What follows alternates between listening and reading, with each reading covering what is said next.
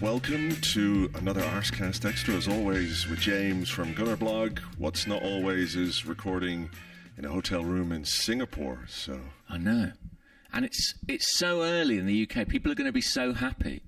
This podcast is going to, in the Western Hemisphere, they're going to get this way earlier than usual. I'm still befuddled by the time zones a bit. Like, I know it's morning here when I wake up, but I'm sort of like the last few years. If we've been in the US, for example, you're behind, so you're trying to like check in at home and you're figuring out what time it is there.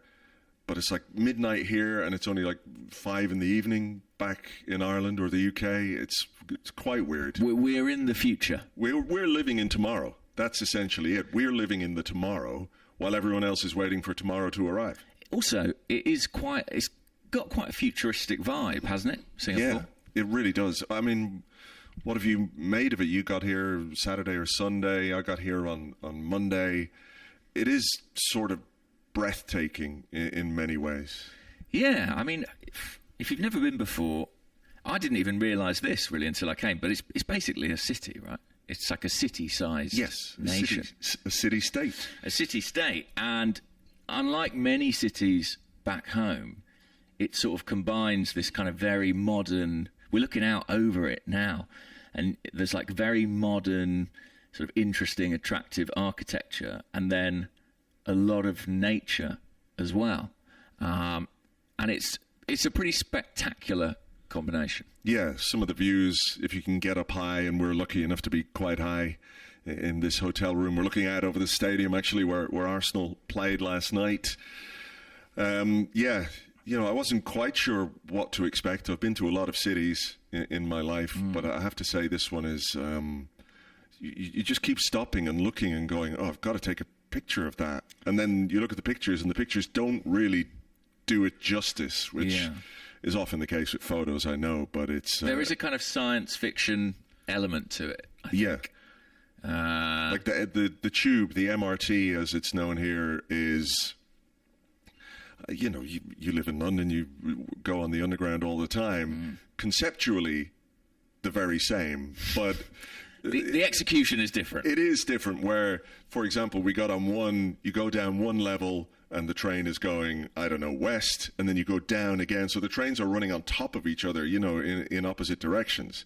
It makes an awful lot of sense. But then when you see it in application, it's sort of, this is like being in Blade Runner or something. It is, yeah. There is a real kind of Blade Runner vibe to it. But lovely people as well. We've met a lot of Arsenal fans out here. Everyone's been very nice. Yes, they really have. We did a little thing at Molly Malone's, which is where the Arsenal Singapore supporters meet.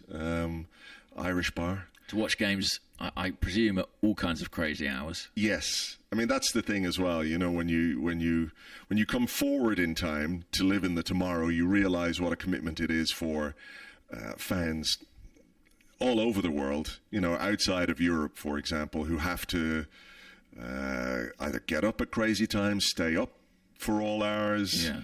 That commitment is it's not something we're unaware of, but it comes back into focus, doesn't it? Well, if you're watching a 3 o'clock kickoff from London, you'll be up till midnight here, basically. And if it's a Champions League fixture, good luck. So yeah, it's amazing, and the passion for Arsenal is palpable. Yes, as it is wherever the club goes. And yeah, I think there was massive appreciation in the stadium last night for seeing those players, and it was a great night. Yeah, I think the Arsenal fans well and truly outnumbered the AC Milan fans out here. Maybe because of the prevalence of the Premier League, and I think what's interesting about here is that the predominant language is English. Yeah. So I think that helps connect people more easily with the Premier League and with Arsenal. But, coming off the MRT to go into the stadium, which is, again, like just a seamless kind of thing, pulls up, there you are, right at the stadium. You could see the Arsenal shirts far, far outnumbering the AC Milan shirts. Yeah, there were just over 22,000, I think, in the stadium, which was about halfway full, do we think? Yeah, just a little under halfway. I think the capacity was 55, something like that. But I would say that the vast majority appeared to be Arsenal fans, and I think there was a contingent of local fans as well who were making their presence felt. But yeah, it'll be interesting to see what the attendance is like on Sunday, because 2 Premier League teams. I wonder if that will give it a bit of a boost. I think so, and people were saying last night it is that sort of midweek, getting away from work.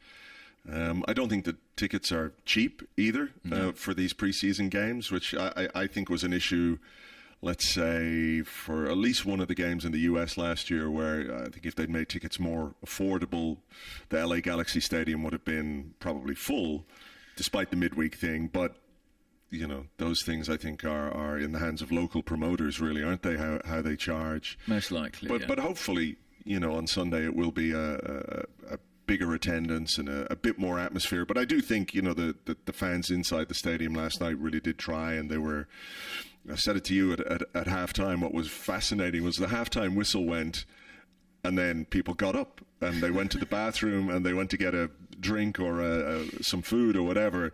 And it's so at odds with the home ground at the Emirates and, Premier League grounds in general, that 3-4 minutes before halftime, people start sneaking off. They want to get there first. They don't want to get in the queues. Not a soul got out of their seat until the whistle went. Well, everybody's soaking up, I suppose, every minute of Arsenal action that they can. And it's not just fans from Singapore who are here as well, it's worth saying. I mean, this is a bit of a hub, isn't it, for this part of the world. And we've met fans who've come in from China, Malaysia, Indonesia, Australia, New Zealand. Yeah, I mean, all over the place. So, yeah, I think it's a really cool opportunity for basically fans in this half of the planet to get a chance to see Arsenal. Yes. So let's talk a bit then about what we saw last night. Yeah. We were sat together in the press box. Yes. That's a first. That is a first. And, yeah, I mean, AC Milan had a sort of a recognisable side, actually. There were a few familiar names in there. Yeah, that's true. A couple of former Arsenal players, didn't quite make it at Arsenal. Yunus Musa and Chukwueze. Of course, Chukwueze, Rafael as well, who sort of perpetually talked about as a kind of hypothetical Arsenal target. Yeah. And then from the Arsenal side, I mean, the most striking thing, a pretty strong 11. We're not used to pre-season starting and having this many players available. Yes, yeah, it was not as strong as he could go, but still pretty strong. Bukayo Saka, Declan Rice, David Raya, William Saliba, all starting. Kai Havertz as well. Excuse me, back in the groove after spending a lot of time in the gym. Ethan Nwaneri, I think, was probably the most interesting player from an Arsenal perspective in that first half. He was certainly the one that we were talking about most as that first half went on. First, I think we all noted that there was a little bit of a physical change with him, which is entirely normal. He's only just gone 18, really, so you're still growing and still filling out. But he looks like he's added an inch or two to his height, and that makes a little bit of a difference. And certainly, I'm not going to say he's bulked up, but I just think he is matured a bit physically, and you could see that last night. Yeah. I think I've added an inch or two to my waist while I've been here. The food is spectacular. But I agree, Ethan Nwaneri he was already quite a sort of... it can sometimes be an unflattering word, this, and I don't mean it that way, but he had always quite a stocky build. Yeah.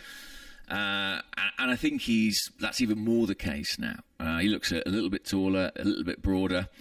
He's got a brand new squad number as well, 22. 22, yeah. And he played in that more central role. We've been hearing, we've been reading that that's kind of where Arsenal see him for next season. I think the signing of Noni Madueke pretty much confirms that. Yeah.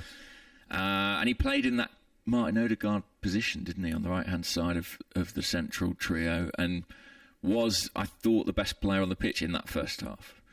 There were a couple of sensational moments. One right on the touchline in front of us, a little step over and shimmy and left a fullback for dead. And then not long afterwards, A little moment where he received the ball, flicked it up with his left foot, and hit a volley, which the keeper was kind of scrambling across the line to save. Yeah. They lit up that first 45 minutes. No, I agree, and I think it is really interesting to think about, where he fits, and people are really excited about his potential and what he can bring to this team. At the same time, people are really excited about transfers and who else might be coming in. And we've heard, for example, about Eberechi Eze and Arsenal's reported interest in him. But to you, does it make any sense that we would bring in somebody like Eze when we have to, if we're being serious about Nwaneri's development, make a pathway for him, as Mikel Arteta said he did last season with the departure of Fabio Vieira? That was with Nwaneri in mind. I've said it on this podcast, and I'm sure we've talked about it as well, that Eze is a really good player, a really fun player. You could see what he could bring to Arsenal if he arrived. But is there an incompatibility between him at 27 years of age and Ethan Nwaneri at 18 years of age if you want to give Nwaneri those minutes? Yeah, it's a tricky one for me because I love Eze so much as a player. And I think probably for the last few summers I've been saying, I'd love him to come to Arsenal. But I think you're right. I mean, if you look at the timing in terms of when that Eze story was kind of reported and we were seemingly in talks with the player, the timing, there's a lot of overlap there with when Ethan's contract had a little bit of uncertainty over it. That's now very much on the way to resolution. I mean, it's sort of just pending an announcement at this point in time. So whether there's a relationship between those two things, I think is an interesting question. I mean, if you were going to advocate for Eze, you would say, well, Ethan's a guy who can play on the right wing, but he's probably at his best on the right side of that central trio. Yeah. Eze, you'd say, well, he's probably on the other half of the pitch. He's a potentially left winger or maybe a left eight. But you look at that left eight position, you've got Declan Rice in there, you've got Mikel Merino in there, you've got potentially Kai Havertz in there. Yeah, it might be a bit congested.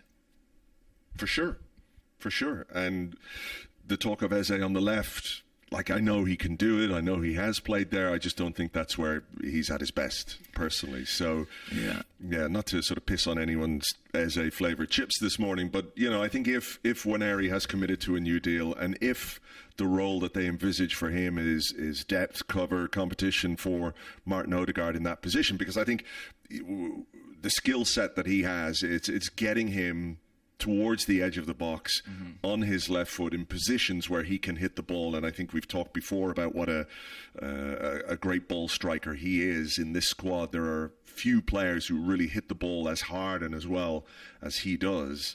So I think, in the clamour for more signings, maybe down the line, if we've got 5, 6, 7, 8 goals from Ethan Nwaneri before the turn of the year, then maybe that dies down a bit. But I do understand why people are perhaps focusing on Eze as a potential solution for the left-hand side a bit. And there was discussion and debate last night about what, that might look like. Gabriel Martinelli started the game. Leandro Trossard came on. Yeah. I think based on what we saw from those two players, and again, look, it's pre-season, there's a long way to go. These guys have got to get fit. If you're picking a player to start against Man United on the opening day of the season, for me, it would be Leandro Trossard at this stage. Trossard is probably, in inverted commas, the most expendable because of his age and the contract situation.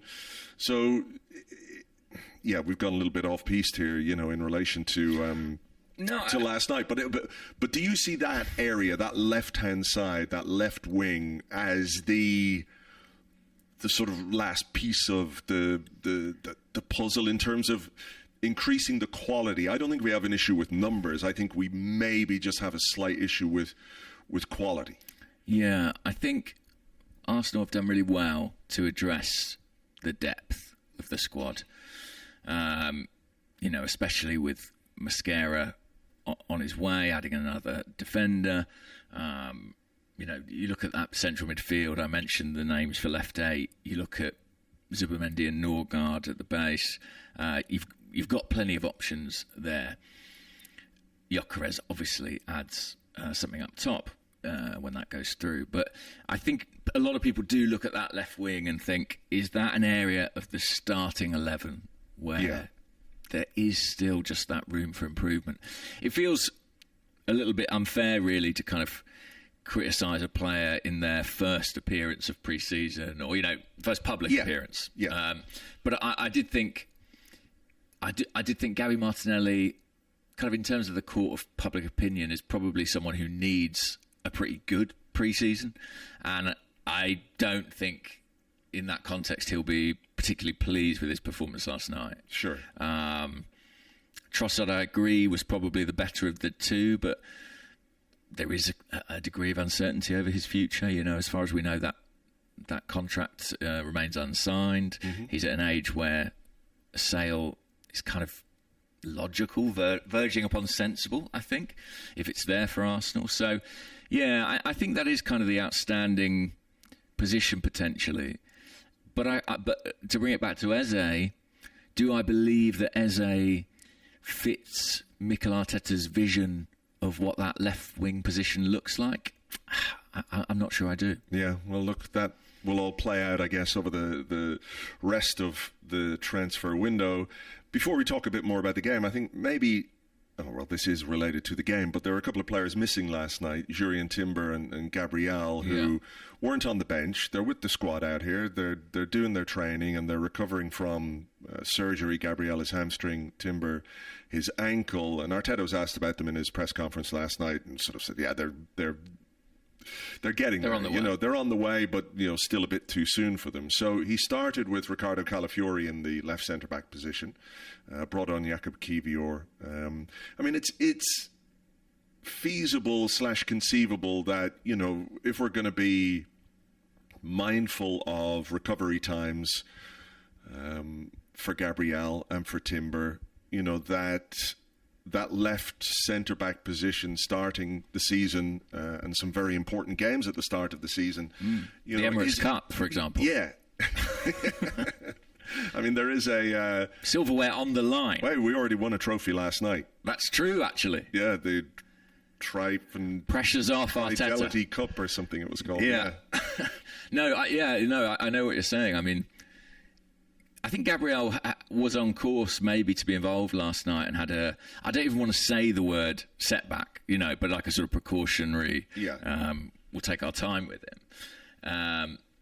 But I found myself wondering last night, who is Gabriel's immediate deputy? Is it Jakob Kivior, who came in at the end of last season and did really well for those last couple of months?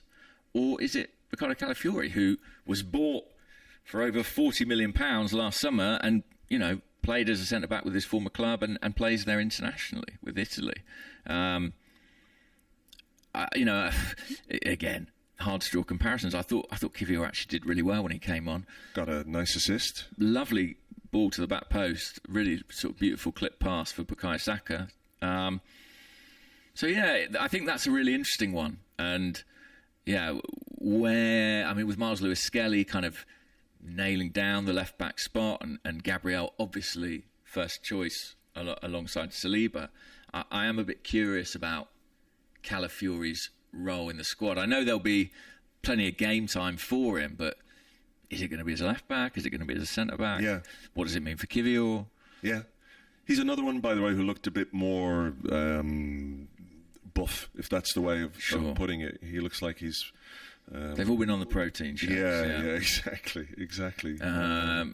But if it, let's say, I think Gabriel, from the interview we did with him the other day, he kind of suggested he thinks he'll be ready for the start of the season. If he's not for any reason, who are you picking in that spot? Maybe pre-season tells us. Okay. Yeah. I have to say I'm pretty comfortable with either of them. I think they're both good options.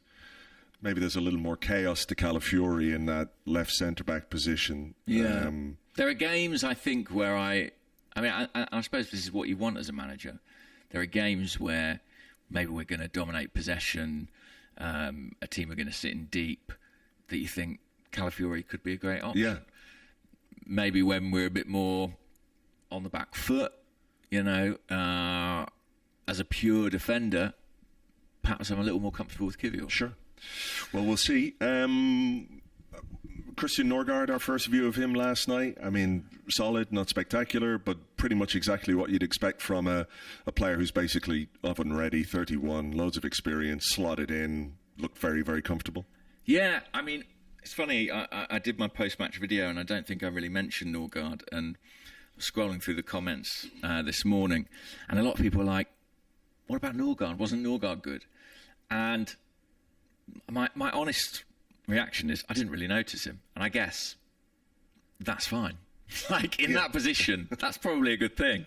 And I kind of feel like, he is a very mature, experienced player, and I'm not sure my views on his performances are going to oscillate massively over the course of the season. I think he's probably always going to be fine, and that's fine. Yes. Yeah. Yeah. Sort of what he's been bought for. Exactly. I think that's exactly right, Yeah, so he did well enough. And then he was replaced at half-time by another new arrival in Martin Zubimendi. Martin Zubimendi. I did an instant reaction with Elliot, and I think I said, he was solid, not spectacular. And I've seen, some people say, hey, he was really good. What did you make of his performance? I mean, I think you have to put it in the context as well of like the changes. There were 5 changes at halftime. Really bring on Kepa, Miles, Lewis Skelly came on. Kivior came on. Odegaard. Trossard.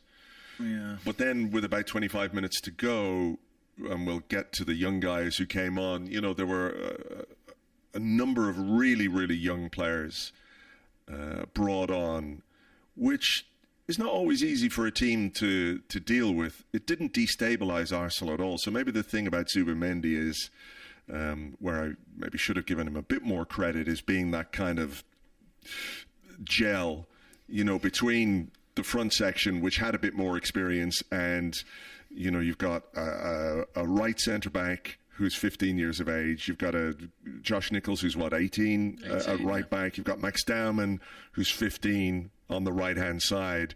That's very, very young and very inexperienced. I'm not saying these guys are afraid or anything like that, but, that is a lot of inexperience. So maybe Zubimendi more or less holding all of that together is where I should have, given him a bit more credit. Yeah, and he's not 22, 23, he's 26. He's an experienced player himself. Yeah. But I do think that's a really interesting kind of facet of the season, in that Arsenal have lost 2 number 6s, Thomas Partey and Jorginho have both gone. And that position in Arteta's team is the fulcrum, right? Or the pivot, as they would call them in Spain. It's kind of the funnel for so much of what we do. So having 2 brand new players in there, it's almost like the team having a brain transplant. You know what I mean? It's like we've taken all that experience and know-how out, and we've got 2 new guys who have to learn and adapt to that role. And I think Arteta's probably delighted he got them both so early in pre-season. Yeah. I think Zubimendi did well when you consider that. I mean, he's obviously experienced, but he's learning a lot. Think of Declan Rice when he came from West Ham, and he spoke very openly about the amount of information he was being asked to take on board. Yeah. I'm sure it's the same for Martin Zubimendi. But I think his capacity to take on that information is part of why Arsenal wanted to sign him. Yeah. Mikel Arteta, you can see maybe some of Mikel Arteta in both of the central midfielders or the deep-lying midfielders that we signed this season. Electric pace. Yeah, that's it. You said this the other night, he's bigger than you think, Martin Zubimendi. He is. I'd always sort of looked at him and gone, he's a bit 5'8", maybe. Yeah. But he's a bit bigger than that. I think so. I mean, we could Google it, Andrew. I don't know how tall he is. It's more fun to guess, though. Yeah, sure. But yeah, somebody said that to me. Oh no, when you meet him, he's a bit bigger than you expect. And I saw him stood next to Mikel Merino the other night, who is a pretty big guy. And he's what, 6'2"? Yeah, Marino? he's got to be 6'2", I would say. And Zubimendi, he's not dwarfed by him in any respect. You know, he's a few inches shorter, but he's not a short player per se. So yeah, I think maybe there was a bit of kind of stereotyping on my part there about like diminutive Spanish midfielders. But yeah, he doesn't mind the physical side, and I think his use of the ball is really good. I mean, even last night, you did see a couple of forward passes between the lines, finding the centre forward, finding Trossard a couple of times, I think, as well. So he had that eye and he had the execution, and you'd like to think that as he gets more adapted, acclimatised, and when he plays with our real runners as well, when he's got the likes of Saka and Martinelli and Madueke and Yakarez. Maybe Yakarez as well. Mm-hmm. He'll have more targets, won't he? So, yeah, it was a decent start for him, for sure. The two 15-year-olds were obviously a really interesting aspect of this. And contextual, pre-season, you know, I'm not going to say it was low energy, but it's hot here. That's the other thing. It is very hot and it's very humid. Yeah. And to run around for 90... I'm glad I don't have to run around for 90 minutes. I look like I have, even if I've just been sitting down. It's that hot. Can we, by the way, give a... He'll never hear this, but because we were playing AC Milan, there was a journalist there from Gazzetta dello Sport. Oh, yeah. Suit, tie, immaculate. Andrew Allen would have been so impressed with this man. He made Andrew Allen look untidy, I would say. My goodness. I mean, that is some claim, but he was in the press box as well. He put us all to shame, really. He certainly did. We're sitting there in our shorts and T-shirts, and, you know, this guy's in the full suit. But, you know, the point about it being hot and difficult to play in, I think, is a valid one. The point I was making was about the two 15-year-olds who came on. So Marley Salmon is probably the more or the lesser known name of the two, and Max Daumann being the other one. I thought it was funny, you know, Salmon came on. I can't remember who was playing up front for AC Milan, but it was a man. It was a grown-up. It was a grown-up man, an adult man. And it's not that he was necessarily taller than Salmon, but you could see the physical difference between the two in terms of, you know, their just their size, their physical size, their girth, exactly. It wasn't quite as apparent with Max Daumann, he seems like a big lad for 15 and well built. He's pretty physically developed. I mean, it's always a slightly odd conversation, isn't it, talking about these young footballers and their physical development. But Max, he looks maybe the readier of the two, you would say. Yeah, I mean, but you have to have that conversation, because if you are going to ask them to play, you're going to ask them to play against grown men, and, you know, that physical aspect is certainly a consideration. But we saw some things from Max Daumann last night. The fans really enjoyed a few of the moments that he put together. He's very adventurous, very confident. You can see he's so confident when he's in possession and on the ball. Yeah. Smart. You can see he sees what's going on. And to even if it is a preseason game, to come on and just not look out of place at all at that tender age is a really, really notable thing. Yeah. I always think back to when I saw Cesc Fabregas play at 15. I saw him play against Rotherham, I think, in the League Cup at Highbury. That's right. And he was tidy. You know, he was able to sort of like keep the ball moving and do simple things well. Yeah. But he wasn't the Cesc Fabregas, of course, that we would see even 12 months after that, in terms of his, I suppose his stature and his confidence on the pitch. Yeah. And it was striking with Max, the degree to which he was kind of willing to take responsibility and take people on, the fearlessness with which he played. You can see why he's made such a big impression at Arsenal. Yeah. And in first team training as well. But to come back to Marley Salmon, you've got to remember he's going in at centre half. I mean, the physical demands of that position are very different. Mm-hmm. And players tend to come through or make themselves known maybe slightly later in the defensive part of the pitch. So I think he also deserves massive credit. And listen, I think Josh Nichols had a really good cameo as well. Yeah, he did. Made one great tackle on the edge of the box. Yeah. Left the AC Milan guy down. He had a good pre-season last year as well. Obviously, didn't quite make the impression that Miles or Ethan did. Mm-hmm. And I have to say, like, he's 18 years old. I don't know if he'll be an Arsenal player. He might go the route of an Aidan Heavens, say, and join a club lower down the league. Where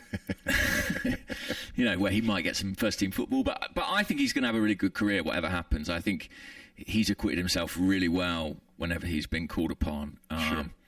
So yeah, curious to see what this season holds for him too. Yeah, and there was more changes. I think Reece Nelson came on for Kai Havertz. Seven Hale Enders on the pitch in the course of 90 minutes. Yeah, I mean that's pretty impressive, isn't it? Yeah. I mean, maybe as pre-season goes on, the chances for those young players will become a bit more limited as Mikel Arteta sort of intensifies the first team readiness. Yeah, true. But, fair play to them. They did well. There was a penalty shootout at the end of the game as well. We won 1-0, but there was a pre-arranged penalty shootout. Yeah, I think I had a question about it. It wasn't, I mean... It wasn't quite the England women's penalty shootout from the other day, but it wasn't the most... the goalkeepers did well. That's a nicer way of framing it. That is. Kepa Arrizabalaga saved 3 penalties, I think. Yeah, I think 3 of 8. That's pretty good. Yeah, it was an unusual sort of penalty-taking order from Arsenal. We were wondering why Leandro Trossard wasn't taking one, and we'd sort of just go, maybe he's taking the 5th one to get all the glory, a la Ronaldo. But it was Jakub Kiwior actually who stepped up to take the 5th penalty, which was saved. I think Trossard was 7th behind Max Dowman, potentially. I think so. Yeah. Maybe he had a knock, maybe had a bit of cramp. Could have been. Don't know. Maybe he just wasn't feeling it, or he did walk up relatively slowly and looked a little bit tender, so injured or grumpy would be my guess.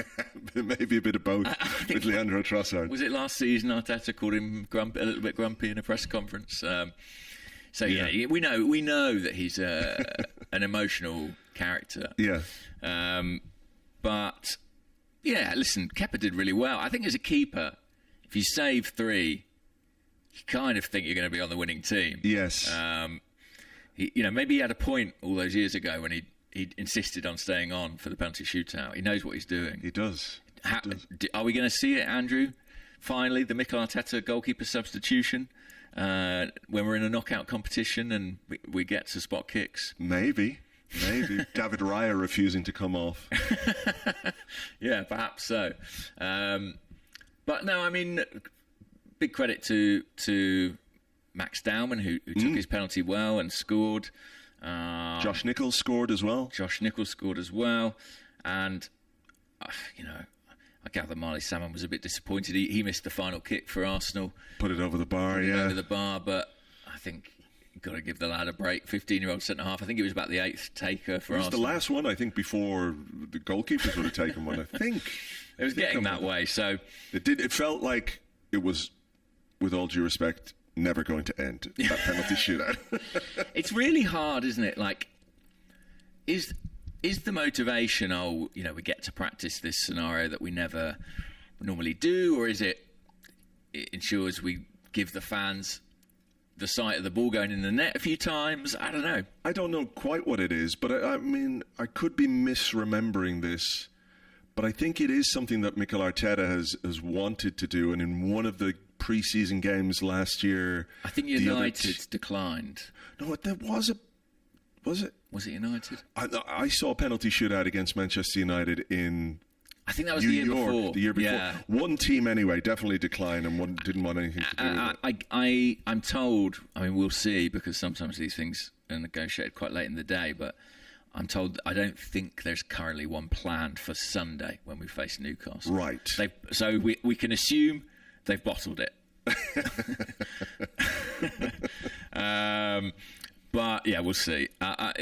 So yeah, I mean, look, it's a bit of for me, it's a bit of entertainment. I think the crowd really did enjoy it. Like it was a bit flat, you know. The game wasn't brilliant. No. So for that to sort of happen at the end, people got into it. By the time the AC Milan players were coming up, a lot of the Arsenal fans were giving it the old woo. Yeah. So I thought we might see Gunnosaurus take one the way it was going. Well, listen, Gunnosaurus was down below us. They were doing some pre-game or halftime stuff where they have these sort of things that they shoot the T-shirts into the crowd with. Oh, yeah. Like, you know, the one that killed Ned Flanders' wife in The Simpsons? Yeah. They had those. Gunnosaurus had a little dysfunction with his... I was worried it was going to turn into like a flamethrower, because clearly there was something wrong with it. The blunderbuss misfired, and fortunately, nobody was harmed. Yeah. No dinosaurs were harmed in the making of this friendly. Yes. But yeah, that was that. And then you went off and recorded a pod with Elliot. Did you go to Mikel Arteta's press conference? I did. I sat in the press conference. It was fairly routine. Mm-hmm. You, I believe, went to the mix zone to speak to Declan Rice. Declan Rice, yeah. Article should be out at some point today. Lunchtime on the UK, Athletic and a few other places. Mm-hmm. He was, it's always good to talk to Dec. He's a very eloquent footballer and very open and honest. And I think someone who approaches those kind of media obligations with the spirit of opportunity, like the chance to say a few things, say things that he wants to say. Yeah, and he had a bit to say this time. So it was. Can you give us a not what he said, but sort of top level topics, or do we have to wait for the article? I think best to wait, because I don't want to, let other journalists down who were part of the conversation as well. That's fair enough. But I mean, you can guess some of the themes about pre-season and where he's at and what he's looking forward to. But yeah, it was a good chat. And what else? We did that. Yeah, Mikel. I've just watched his press conference back this morning because I was down with Declan Rice. He did the right thing, really. There was a bit of questions about Max and stuff, and I thought and I think this is kind of incumbent on everybody to sort of diffuse the hype where we can. Like, to a degree, it's inevitable. Of course. But we also have to recognise he's still only 15 years old. Yeah. And, Mikel, he shared the love, didn't he, among the academy boys? Yeah, of course. You don't really want a manager sitting there going, well, I'm really not into that performance from this 15-year-old boy. Well, tough love. It's not that, No, of course, but he said, what they're doing is remarkable. No, it's true. And the fact that he's used them is evidence that it is kind of remarkable as well, isn't it? Yeah. Because there is that slightly grey area about, like, are they too young to expose to this level of look, you play for Arsenal's first team, there is scrutiny. Of course. For right or wrong, and often wrong, but that's the world we live in. Once you're there, people are going to start talking about you. But I think, you're right that he's 16 in December, and if we see him in the first team this season, that will be an amazing thing. Even for two 15-year-olds to be playing under 21s football, which they might do quite a bit of, is significant and worth taking note of. Well, Max, I can't remember about Marley right now, but Max wasn't even eligible to play for the under 21s last year. He was too young. So that's how early it is for him. But yeah, listen, it's one of the great things about pre-season that we catch a glimpse of these players who, we might not have seen before. And I bet they loved it. I bet they loved the opportunity. Sure. What a chance. Tell you what we'll do. We'll take a little break here. Maybe we'll have some more reflections on what's been going on the tour so far. We'll find a couple of questions from our Discord, and we'll do that in part 2 right after this.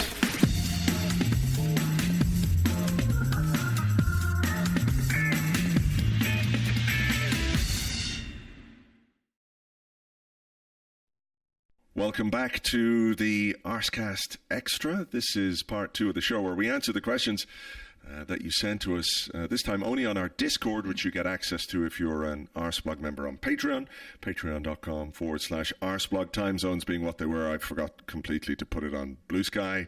Nice. But, when we get back to, I was going to say the real world. Yeah. This feels like the surreal world. Yeah. We'll get back to what we normally do. Okay. But there you go. So look, let me ask you this one. These are some quotes maybe that emerged a little bit this week. I think they were from, was it, you did a piece in The Athletic, and maybe some of the others did as well. This comes from, I think it's, God, it didn't get the name. I've got to give the person credit. Alessandra Hedgeblog says, what do you think of Arteta's comments about removing the tier structure? I wasn't even aware we had one. He said in his comments it's been holding us back and limiting our squad depth, but that makes it sound like it was something put on him and not something he created. I find it a very strange thing. Were you aware of this? Was it common knowledge? Do you think we'll see more rotation now? Am I thinking too hard about this? It was a good question, actually. It was so after Mikel's press conference on Monday, we had a little bit more time with him in a slightly more relaxed setting.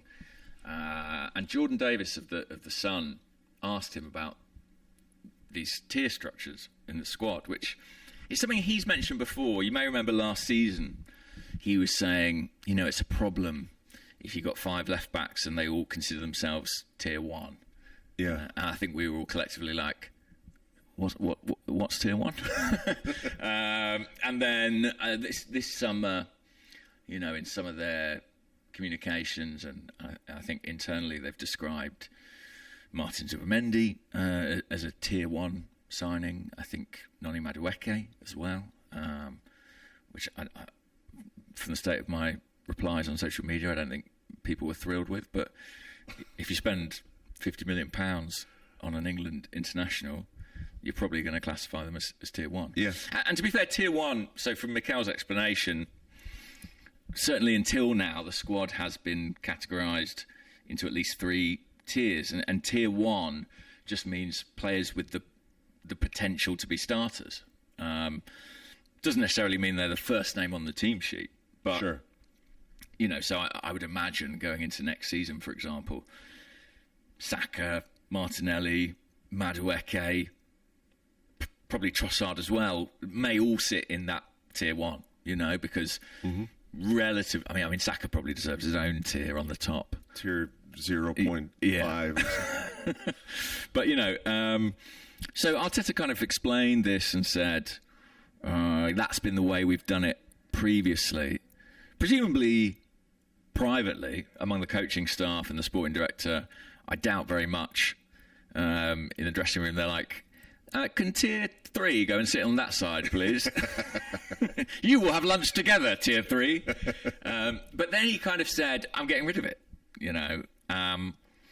because it's what we want is and I'm paraphrasing here, but basically is a broader, deeper squad that gives us more opportunity to rotate. Yeah, I mean, I think everyone kind of understands that certain players have got maybe a slightly different stature or a better chance of starting the big games, if you like. But if the delineation between those is too great, then you end up in situations like we have with Mikel Arteta in the past where, I mean, maybe this is too simplistic a way to put it, but he relies very heavily on tier 1, and he feels the gap between tier 1 and tier 2 or tier 3, whatever it is too big for him to have faith in those players. And the knock-on effects of that are physical, there's fatigue, all of those things. So if you have more tier 1 options, or if you are more inclined to trust your tier 2 options, then your squad becomes bigger and deeper. And over the course of what could be 60, 65, 70 games next season, you've got to use that squad. I mean, this is something we've talked about, I think, at length before, is the idea that if you are going to invest in a squad, if you are going to make it deep, if you do have 2 players for every position, then you've got to use those players. That's true. But, you're absolutely right. It's no good having 11 tier 1s. And the centre-forward position is a great example. I mean, I've got no doubt in my mind that Mikel Arteta views Kai Havertz as a tier 1 player. Yeah. And his selection record shows you that. Victor Yakarez is probably going to be a tier 1 category as well. So there's lots of areas of the pitch where I think we genuinely do have that potential to kind of mix it up. And I mean, this is something that Declan Rice touched on and that Mikel Arteta has touched on, and Martin Zubimendi and Mikel Merino touched on. Everyone is aware of the way in which injuries, fatigue, the physical demands of the season impacted us last year. And at times, I think Mikel felt like he was picking the team with one hand tied behind his back. You know, he had, there were half a dozen players who had to play. And I think what he hopes moving forward is that there's going to be a bit more flexibility. So, yeah, I don't know whether the tier system stays in place and a bunch of players get upgraded, or tier 1 and tier 2 get fuller and tier 3 kind of disappears. I don't know, or whether he just views it more. In some ways, you hope he views it more as just like kind of a flatter, broader group with a wider pool, let's say, a wider pool of pickable players. Of course. That's exactly it. Yeah. So it's up to him then to pick those players as and when the need requires, or, the games dictate to some extent what kind of team selection you can make, Totally. I had a question from Duran, from me, who said, question to James, will you be following the team to Hong Kong, unlike Andrew, who famously hates Spurs? Is that why you're not going to Hong Kong? Yeah. Just don't want to be anywhere near Don't want to go anywhere near Spurs. Don't want to watch, never want to watch Spurs. Yeah. I'm sure I'm missing out on an incredible place and an incredible city, and similarly spectacularly futuristic views and an environment. I think that's probably something I should experience. But if it had been any other team, I probably would have gone. But because it's Spurs, they can absolutely go fuck themselves. Yeah, I mean, I'm contractually obliged to watch Spurs that day. Yeah, I'm sorry about that. That's all right. I mean, hopefully we beat them, and that will be a pleasure. But looking forward to Hong Kong. I will be there, so hopefully see some of you there. Here is a question from Master Johnbury, who says, what do you make of Arteta's insistence that we're short of numbers? Where specifically do you think he means that? And does this imply that we're going to try and sign someone even if there are no outgoings? I'm just going to see if I can dig up that quote. That was from his press conference the other day. Yes. And he said James, trying to be as quick as he can. Here we go. James Nicholas in The Athletic. I found the boy. There's still a long time in the window, he said on Monday, and we are seeking still.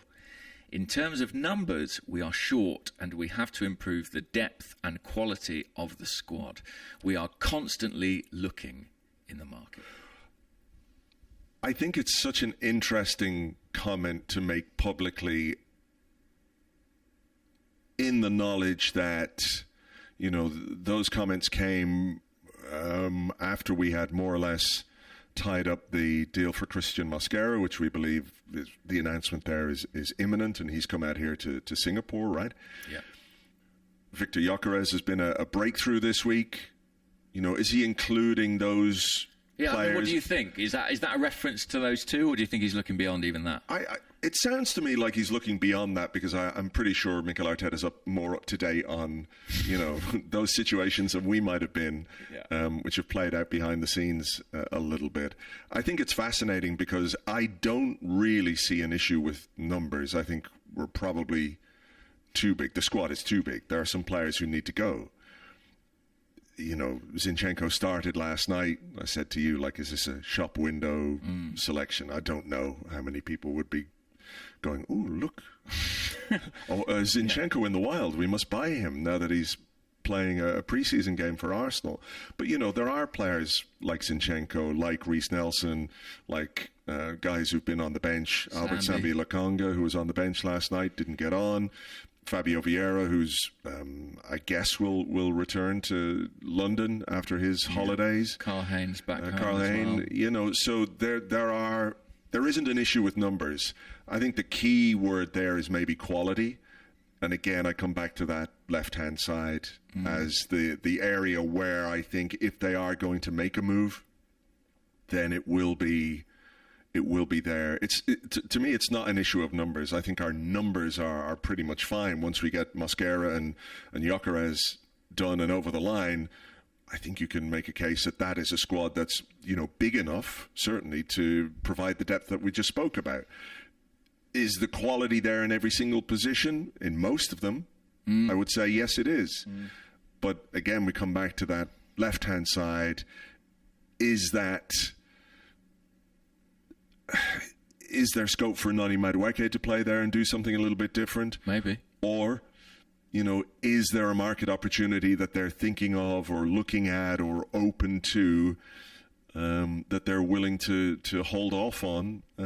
Because I think when it comes right down to it, if we're going to do that, one of Trossard or Martinelli has to go to make room for that player. Yeah, that was going to be my question coming back to the final part there. Do you think Mosquera and Yakarez, we think, are going to happen? Do you think other additions beyond that will require a sale of some kind? Yeah, I just don't know where else we would be looking. Yeah. Because we have the right-hand side, like Saka, Madueke, striker, Havertz, Yakarez. Number 6, you've got Zubimendi, you've got Norgard, and you can even play Declan Rice there because you've got a plethora of options at left 8, which include Mikel Merino, Declan Rice, Kai Havertz, as we've said. That flexibility and versatility might be part of the tier discussion that we've just had as well. Players who aren't pigeonholed necessarily in one position, who can provide depth in that way. Left back, you've got Lewis Skelly, Kivior, Calafiori. Left centre back, Gabriel, Calafiori, Kivior. Mosquera provides that other cover. Ben White, Jurriën Timber. So it's there. So I don't really see where there could be another signing beyond the left-hand side, where that extra bit of quality might be the thing that they're looking at if they're grading each position. Maybe that's the one where, if the right player is out there, they would be willing to pull the trigger. Yeah, I think I like a lot about both Gabriel Martinelli and Leandro Trossard. Like, I'm not one of these people who thinks they're not good enough per se. But I do see that if you're looking for fine, marginal areas for improvement, that would be a position you might focus on. I think there are going to have to be sales. I think Arsenal have spent a lot of money. The squad's quite big. They need to think about the registration as well for Premier League and Champions League. They don't want a situation where they're having to leave one person out potentially and be paying them to not be involved. So there's lots of things to consider. But I've often said, I think I say it every year, there's kind of 2 transfer windows. I mean, this year there literally were 2, but there's kind of the June, July, your sort of planned business, and then second half of August almost is its own window, like reactive business. Market opportunities. Sometimes you get an injury, you might have a situation that develops you don't expect, and I think Arsenal will retain some sort of flexibility or keep some powder dry or work on a sale to give them that flexibility to ensure that if there is something to react to in that time, they can. Is that a spotlight maybe on Andrea Berta and what he might bring to this transfer window? I think he's been given quite a bit of credit for the Yakarez thing, and for most of the business that we've done has been done pretty quickly and efficiently.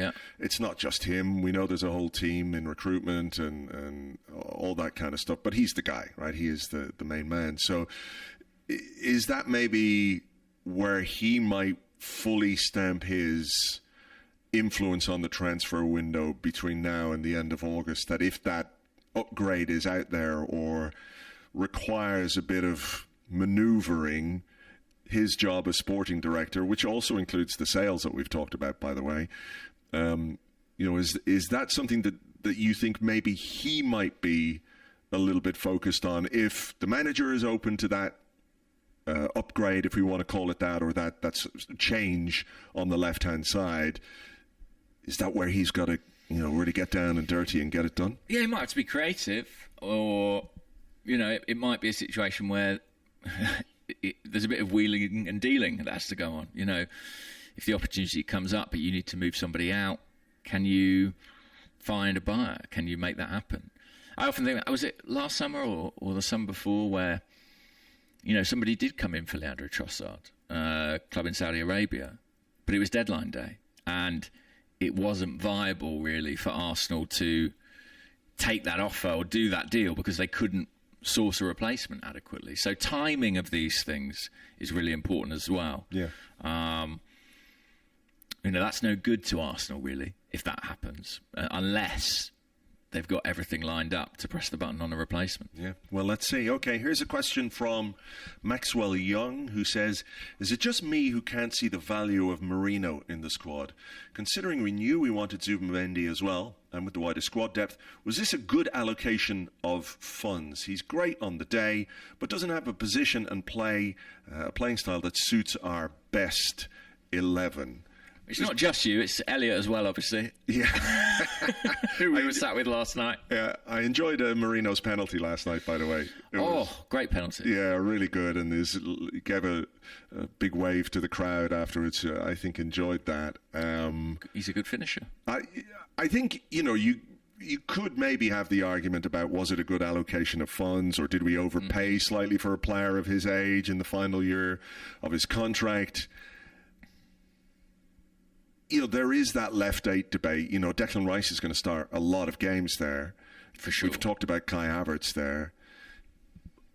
Is Merino, if we're talking about the tier system, is he a good example of how you can use the full extent of your squad? Because I've made this point before, but I remember the game against Brentford last season away.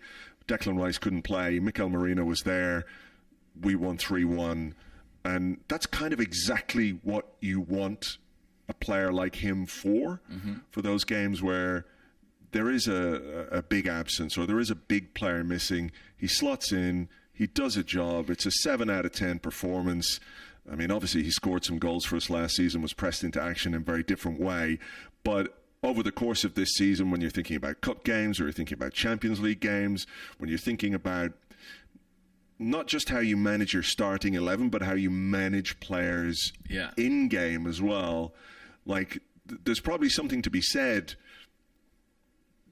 for a player who, let's say we're winning a game relatively comfortably, you can take Declan Rice off at 70 minutes and you save him 25 minutes of competitive, intense football.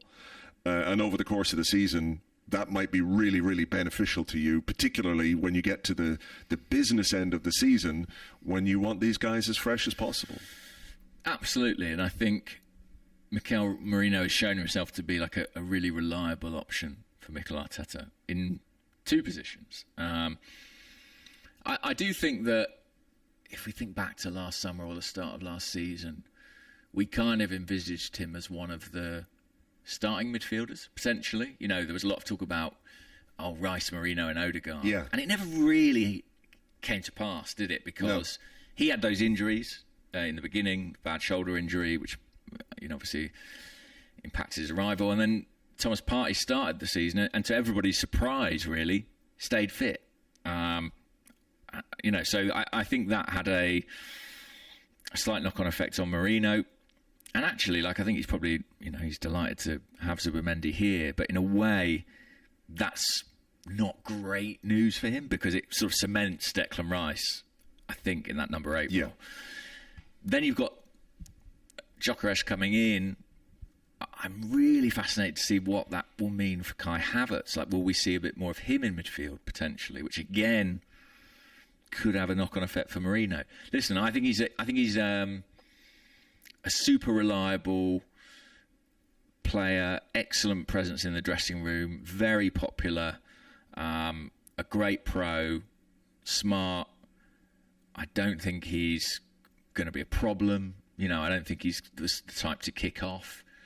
But do I think his minutes will be impacted this season?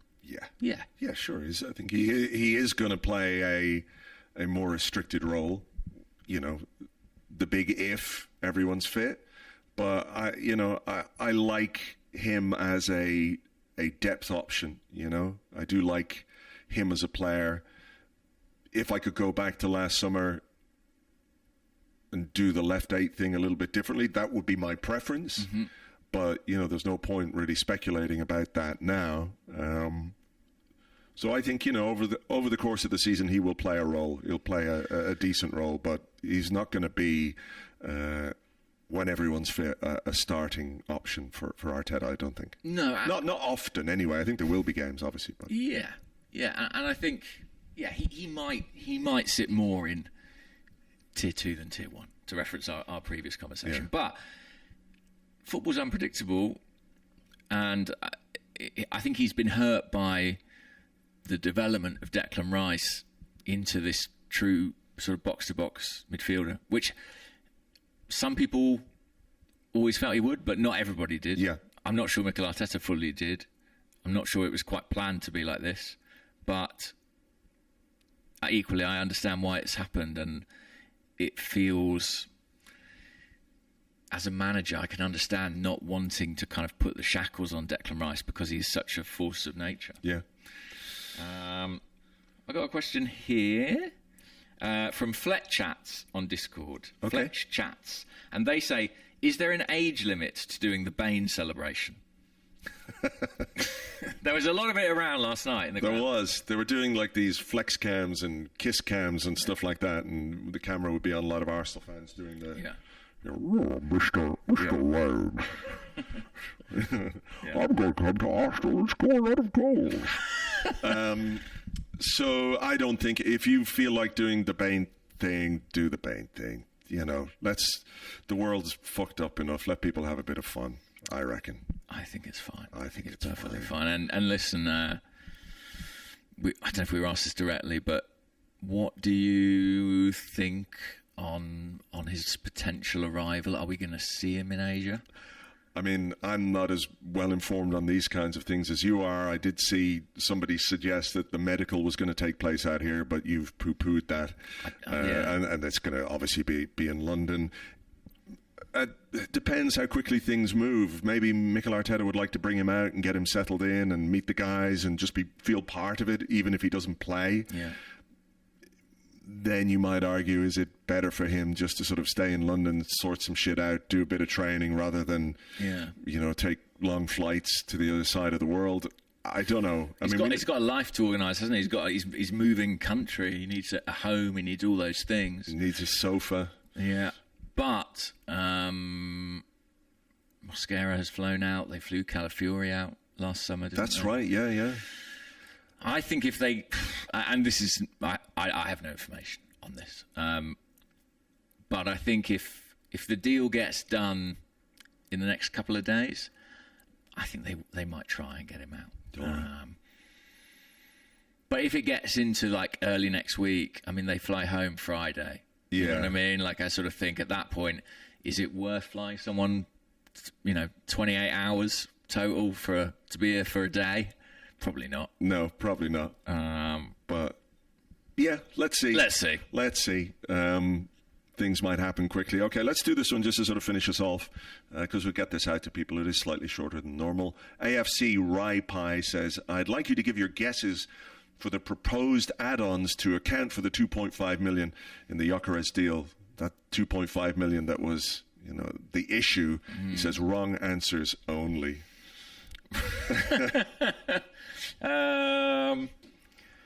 Well, yeah, but Lisbon's thing Sporting's thing rather, was that they always wanted it to be easy, more realistic, shall we say. So maybe we should have offered them,